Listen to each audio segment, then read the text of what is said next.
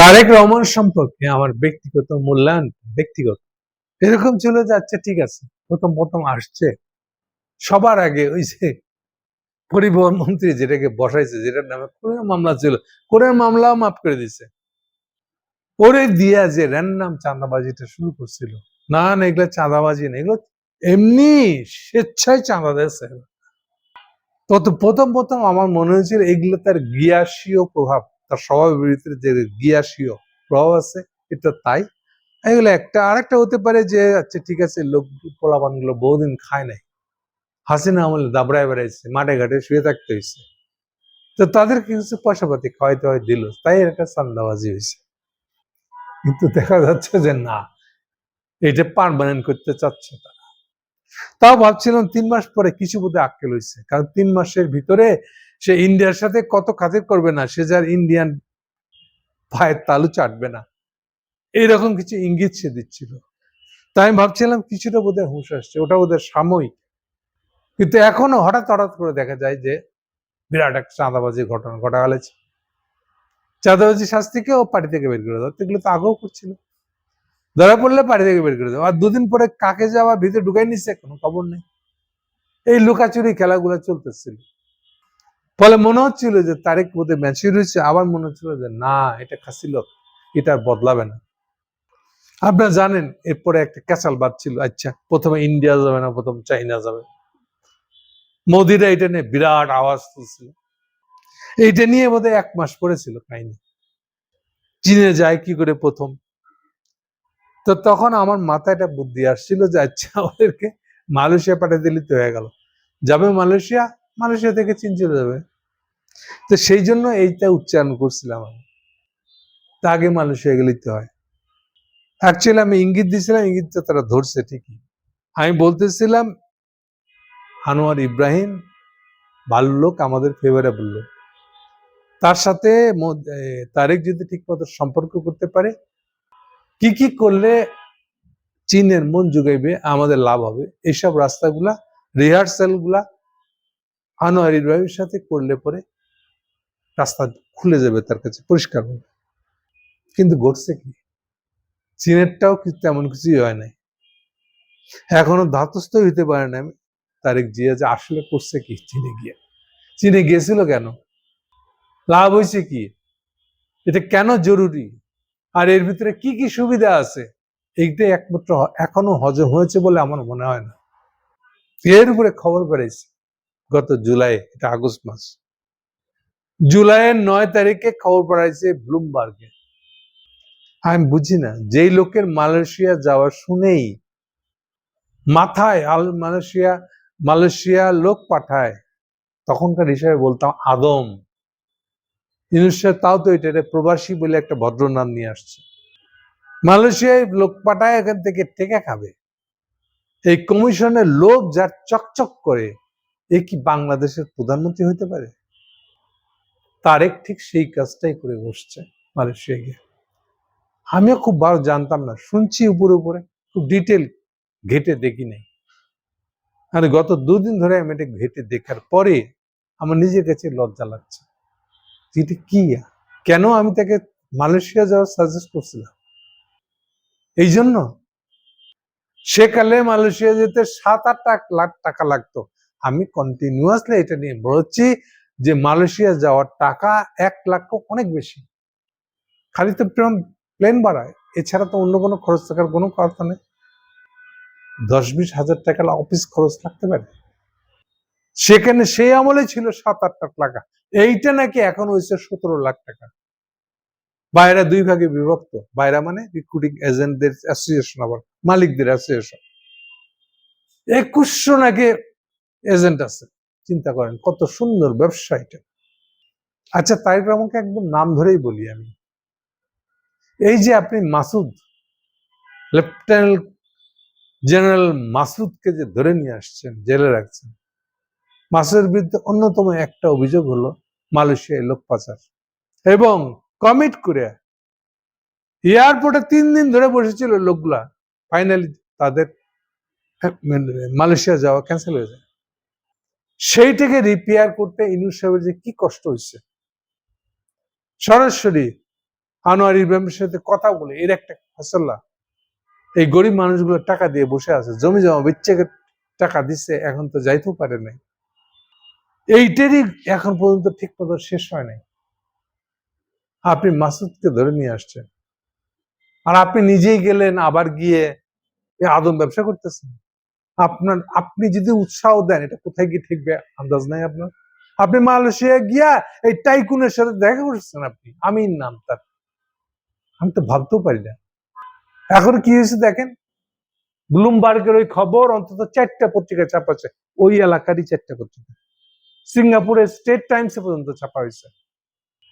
আর বাংলাদেশে এখন 17 লাখ টাকা দিয়ে যাইতে হবে। বুঝি না এগুলো কোন আক্কেল আপনাদের। দেশের বৈদেশিক মুদ্রা নাই, এই ভিতরে কথা করলে লজ্জা পাবেন। এখন কাতার থেকে গ্যাস আনার চুক্তি হয়ে আছে আরো অন্তত বোধহয় 15 বছর, বা টোটাল 15 বছরের চুক্তি আছে, কিন্তু পুরান গ্যাস আনছে সেটা বিল দেওয়া হয় নাই। ফলে ওইটা বাদ দিয়ে এখন আবার আপনাকে লাইন দেখানো হয়েছে, আপনি মালয়েশিয়া থেকে গ্যাস আনছেন প্রথমবার, তো ওই বিলটা দেওয়া হয়নি। পরের বার গ্যাস কিনতে গেছে, তোমাদেরকে তো আগের বারই আমার বাকিতে দাও, কোথায় না, তোমরা আবার আসছো গ্যাস কিনতে। তো এটা তো গ্যাসের আর একটা সংকট। একটা তো গ্যাসটা নিয়ে এসে টার্মিনালে রাখবেন, সেই টার্মিনালে আগুন লাগাইছে, সকল আগুন লাগাইছে, অকেজ হয়ে আছে, আগুন লাগাইছে না লাগানো হয়েছে তাই তো এখন পর্যন্ত পরিষ্কার হয়নি, কোনো তদন্ত করেন নাই। আপনি তারেক রহমান কি মনে করেন নিজেকে? রাষ্ট্র চালানো ফাজলামো? হ্যাঁ, দোস্তদের সাথে বসে তাস খেলা, 3 পাত্তি, রাষ্ট্র চালানো মানে এগুলা? আপনি কেন তদন্ত করলেন না কেন? এই টার্মিনাল বন্ধ থাকার কারণে ঢাকা শহরে গ্যাসের কি সংকট হয়েছে কয়েক মাস ধরে, আপনি এগুলো খুঁজে দেখবেন না? কি মনে করতেছেন আপনি একটা রাষ্ট্র চালানোকে? এরপরে হয়েছে কি, এখন যখন এই গ্যাসও বন্ধ হয়েছে, আবার বিরাট খলিল সাহেবকে বিরাট টিম পাঠাচ্ছেন, 4 মন্ত্রী নিয়ে গেছেন আবার কাতারের সাথে কথা বলতে। তো 2 দিন পরে পরে তো আপনার ওই একই অবস্থা হবে, আপনার জ্বালানির বকেয়া পরিশোধের মুরদ নেই। তাহলে এই যখন আপনার অর্থনৈতিক অবস্থা, তখন আপনি আবার গিয়ে মালয়েশিয়ায় এই যে প্রবাসী আয়টা না হলে কি হবে বুঝেন না? ইউনূস সরকার, ইউনূস সাহেব তো চালায় দিয়েছে প্রবাসী আয় দিয়ে, আরে আমার রিজার্ভ অনেক বেশি। আরে বোকা ছেলেগুলা এনসিপি ওয়ালারা তারা বুঝে না, ওরা মনে করে রিজার্ভ থাকলে হ্যাঁ ঠিক আছে, বৈদিক মুদ্রা ঠিক আছে। আরে বাবা, রিজার্ভের যে টাকাটা 35 থেকে 40 বিলিয়ন, এইটা আমাদের প্রত্যেক মাসে আমদানির যে বিলটা আসে ওইটা মেটানোর জন্য যথেষ্ট। 3 মাসেরটা যথেষ্ট হলে ওই 40 বিলিয়ন হলে আমাদের 3 মাস থেকে 3.5 মাসের এই ডেইলি যে আনেন। খেয়াল রাখেন, বাজারে যত জিনিস দেখেন, কোন একটা জিনিস দেখেন যদি ইম্পোর্ট, এক প্যাকেট বিস্কুট মনে করেন, ওই বিস্কুটের টাকাটাও পে করতে হয়েছে ডলারে। এইবার চিন্তা করেন, তাহলে খুচরা খাচরা যে 2-4টা জিনিস আসে ওটাও পে করতে হয় ডলারে। বিদেশ মানেই ডলার। এইটার জন্য এই যে এশিয়ান ক্লিয়ারিং হাউস আছে একটা সিঙ্গাপুরে, 3 মাসে একবারে জড়া হয়, কার কত পাওনা আছে ওটা পরিশোধ করতে হয়। এই টাকাগুলা, এই ডলারগুলা ওই রিজার্ভ থেকে যায়। আর আপনারা মনে করছেন রিজার্ভের টাকা টাকা মানে আপনাদের সব কিছু আমদানি টাকা হয়ে গেছে। এ হলো আর কি বলবো, এগুলা নতুন আইসেন রাজনীতি, একটু রাজনীতি বুঝতে শিখেন। রাজনীতি না, দেশের ইকোনমিক ফ্যাক্টস ফিগার গুলোর অর্থ কি, কোন ফিগারটার অর্থ কি, এটা একটু বুঝতে শিখেন। এটা রাস্তায় দাঁড়িয়ে স্লোগান দেওয়ার মতন সহজ কাজ না, সেই তুলনায় এটা অনেক কঠিন। আপনাকে বুঝতে হবে, এগুলা ব্যাখ্যা করতে জানতে হবে। তাহলে আপনি তারেক রহমান কোন আক্কেলে মালয়েশিয়া যাওয়ার এটাকে আবার 17 লাখ টাকা করেন? আর সেইটা দেখার জন্য আপনি গেছেন মালয়েশিয়া আপনার কাজে, আপনি গিয়ে ওই গুন্ডার সাথে দেখা করেন? কেমনে দেখা করেন আপনি? ওই লোক নিজেই মালয়েশিয়াতে একবার দাগি খাওয়া, একবার তাকে বের করে দিতে নিছিল মালয়েশিয়া থেকে। ওই মামলা এখনো আছে, মামলা শেষ হয় নাই। আর তাকে দিয়ে এই সিন্ডিকেটের টাকাটা মালয়েশিয়ার কিছু লোক খায়।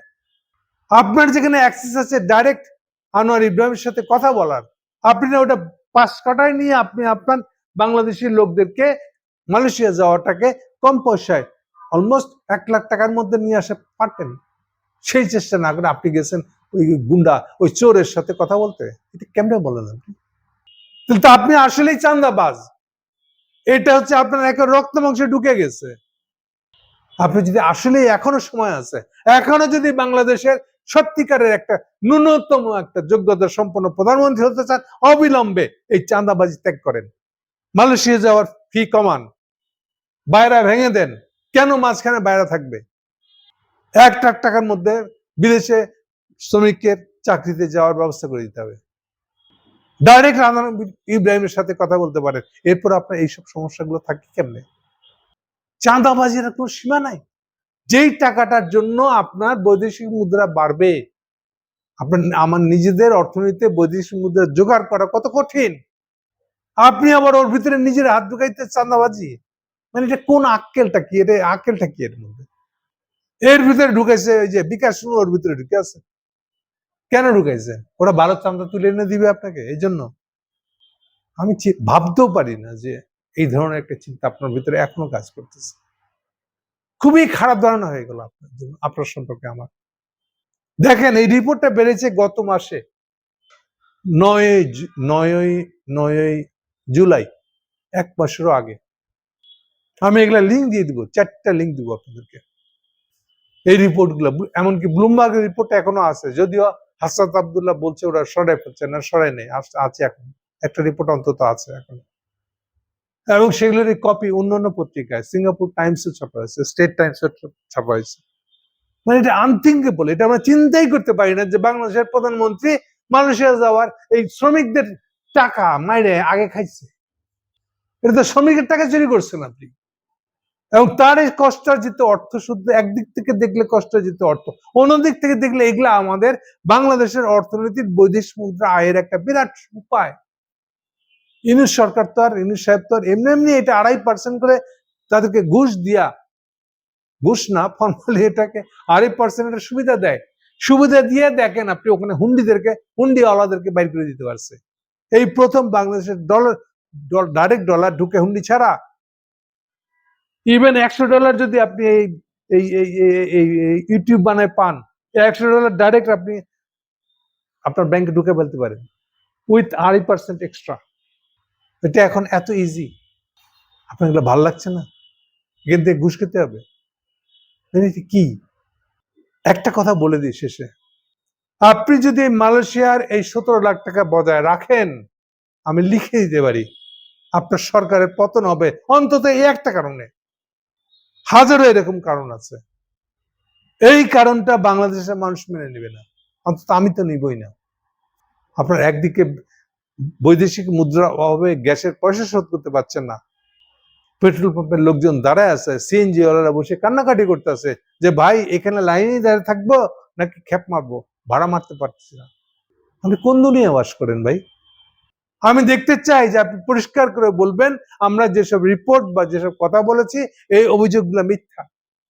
স্ট্রেট কাট, পানির মতন পরিষ্কার যেন দেখা যায় যেখানে কোনো ধরনের চুরামি নাই, কোনো ধরনের চাঁদাবাজি নাই। আমি এটা যদি না করতে পারেন, আপনার কপালে দুর্দশা আছে। Thank you.